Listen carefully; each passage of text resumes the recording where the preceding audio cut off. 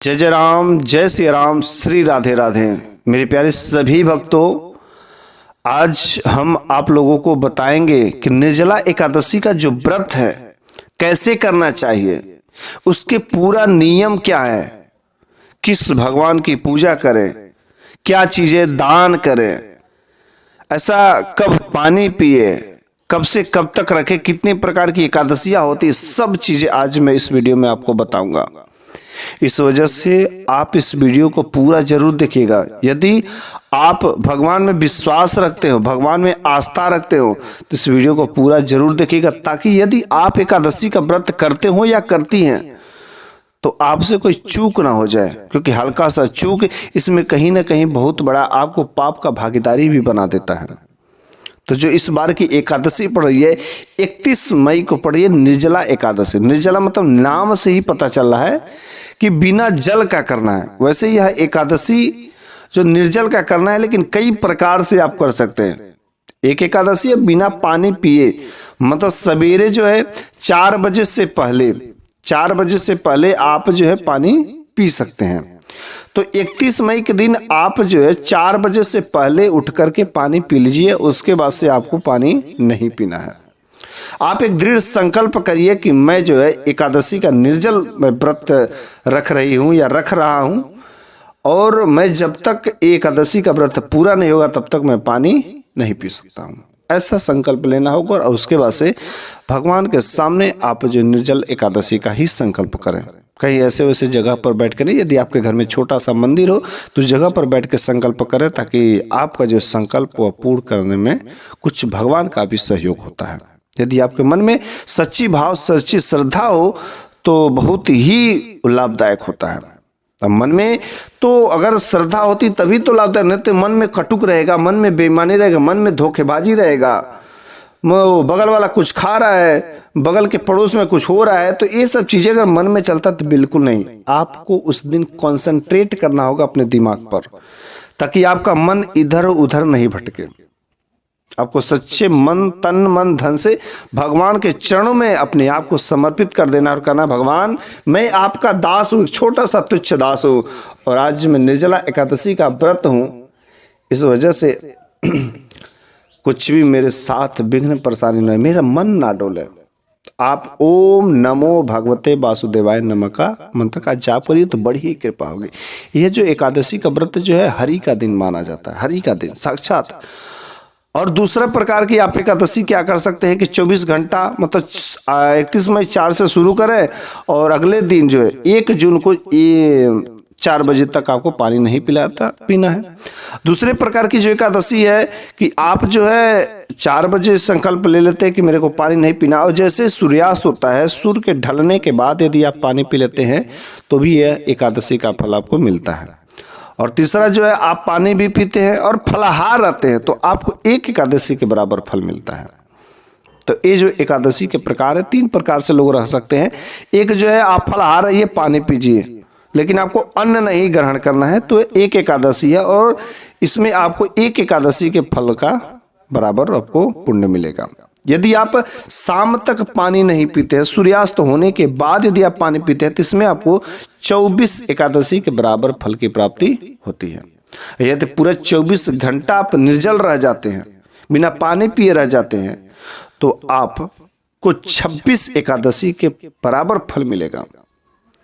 26 एकादशी, वैसे साल में 24 एकादशी पड़ते हैं, लेकिन जो अधिक मास वाला एकादशी होता है वह जो है 24 घंटे का व्रत करने से मिलता है। लेकिन यदि सूर्यास्त के बाद यदि आप पानी पी लेते हैं तो आपको 24 एकादशी के बराबर, और जो अधिक मास वाला एकादशी होता है वही कट जाता है। अच्छा, ऐसे कई सारे पुराणों में भी वर्णित है, पद्म पुराण हो गए, नारद पुराण हो गए, कई सारे पुराणों में वर्णित है कि जो भी मनुष्य इस निर्जल एकादशी को जो ज्येष्ठ माह में पड़ती है, यदि वह इस एकादशी को व्रत को संपूर्ण कर देता है, पूरा कर लेता, तो उसको अश्वमेघ यज्ञ के बराबर से ज्यादा मिलता है। एक अश्वमेघ यज्ञ के बराबर उसको पुण्य की प्राप्ति होती है। और ऐसा भी कई सारे पुराणों में वर्णित है कि जो भी मनुष्य यदि इस निर्जल एकादशी का व्रत करता है तो वैसे उसको जो अनेक फल मिलते हैं, साल के 24 एकादशियों के बराबर उसको फल मिलते हैं, वो अलग बात है। लेकिन उसके साथ साथ वह अपने पिता के 10 पीढ़ियों को, वह अपने माता पिता के 10 पीढ़ियों को तथा पत्नी के भी और पति के 10 पीढ़ियों को भी सुधार देता है।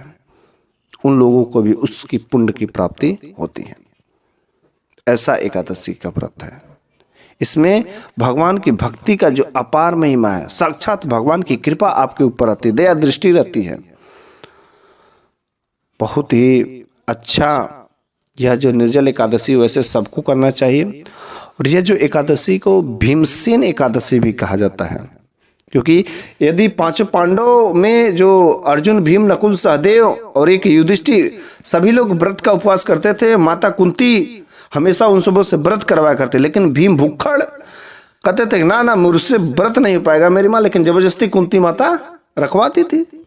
अब जो है जब व्रत रखवाते थे तो एक बार जो है भीम ने भगवान श्री कृष्ण से कहा, देखो एक कोई ऐसा उपाय बताइए कि जो पूरे साल में हर बार जो एकादशी का व्रत रखना पड़ता है, कोई ऐसा दिन बताइए कि कोई एक ही बार बस करना पड़े, वो खत्म हो जाए, बस पूरे का फल मिल जाए।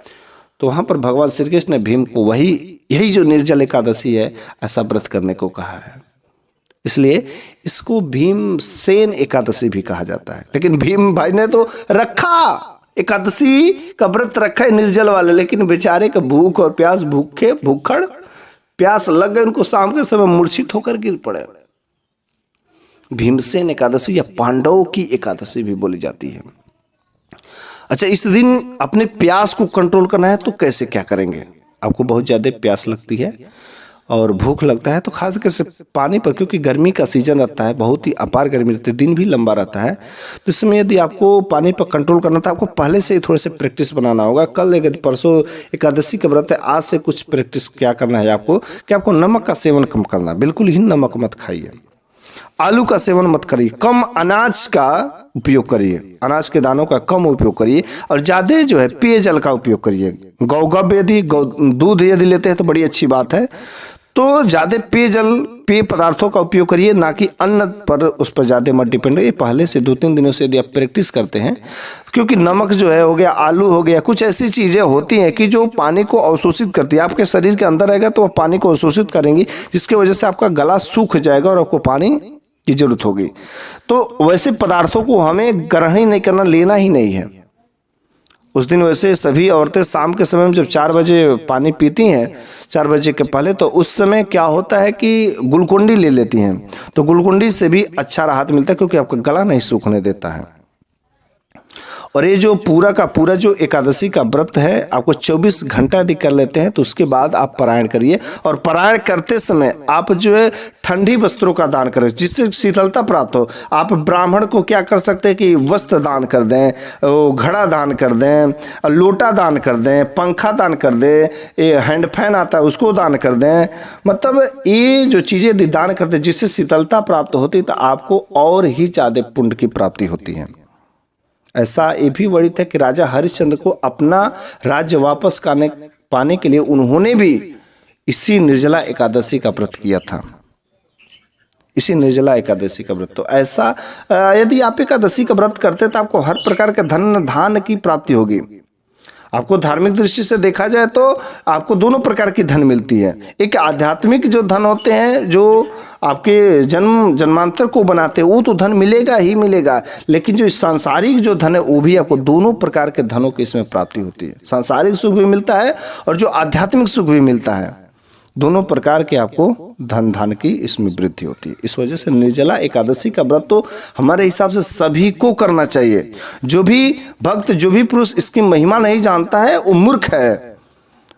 इस निर्जला एकादशी का व्रत जो बहुत ही अच्छा, बहुत ही सौभाग्य की बात होती है कि ऐसा एक ही जो व्रत है जिसको करने से हमारे कितने सारे कर्म जो सुधर जाते हैं। अच्छा, जो व्यक्ति, जो इंसान पूरे के पूरे साल का जो 24 एकादशी पढ़ते उसको भी करता है और निर्जला एकादशी को भी व्रत करता है, तो ऐसा जो है पुराणों में वर्णित है कि उसको 12 वर्ष के बराबर जो फल की प्राप्ति होती है। 12 वर्ष मतलब 12 वर्षों का जो एकादशी का व्रत आप जितना करके फल प्राप्त करेंगे उतना फल आपको एक ही बार में मिल जाता है। यदि आप पूरे साल का 24 एकादशी करते हैं और आपको निर्जल एकादशी करते हैं, एक ही साल में 12 साल के बराबर आपको जो फल मिलेगा।